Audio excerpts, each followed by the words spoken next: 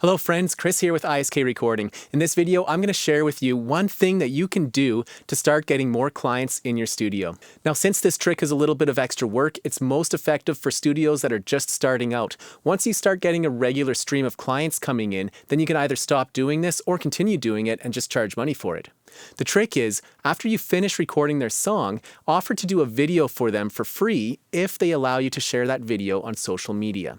Any given recording project can take a few hours just to record one song, and if you use the methods that I show you in just a few minutes, to do a performance video for your client will only take about an hour or maybe even less.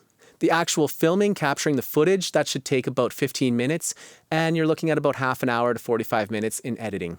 Now, obviously, the better the video looks, the better it'll be for your business. But even just a really plain, simple video is better than nothing. The reason this is so effective is because social media is a very powerful marketing tool for your studio, especially Instagram and Facebook. And if your studio isn't on Instagram and Facebook, it should be.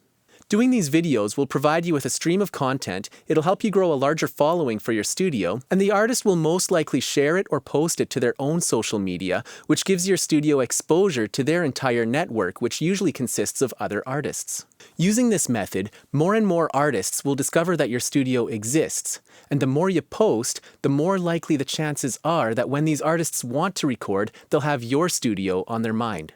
Now, this may seem complicated, but honestly, it's not. I've only been doing video for about a year now, and I find that video was a lot easier to pick up than audio was. And to make it even easier, I'm going to save you all the trial and error that I went through and give you a quick overview of how to film a performance video easily and effectively. So I'll break it down into 3 steps: lighting, filming, and editing.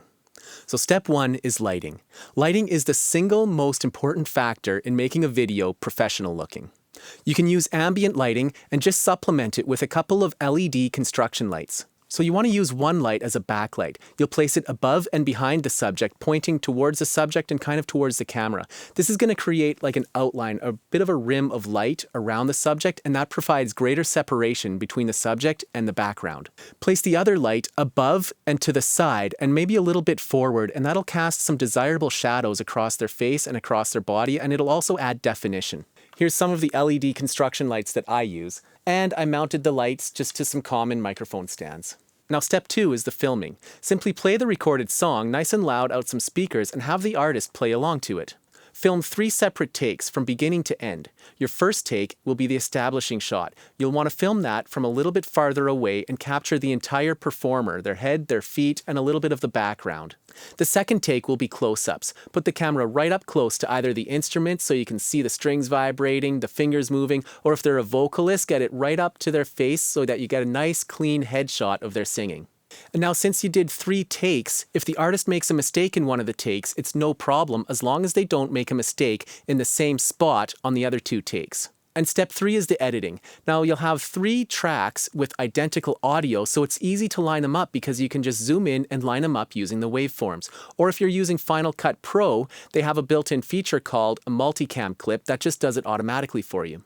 And then you just make your cuts between the clips. Now, the first time you do this, it might take a little longer, but as you get better, your workflow will get really fast. When I edit a video like this, I use the multicam feature in Final Cut Pro, and it usually takes me about half an hour. But if I'm in a rush and I just don't do quite as good of a job of the cuts, I can get it done in less than 15 minutes.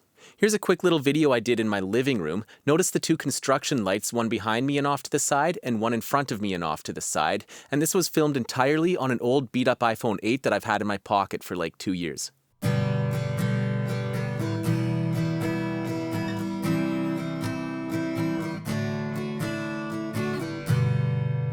Now, in my own studio, I hung black cloth on the walls because I like that infinite black kind of a look for the background.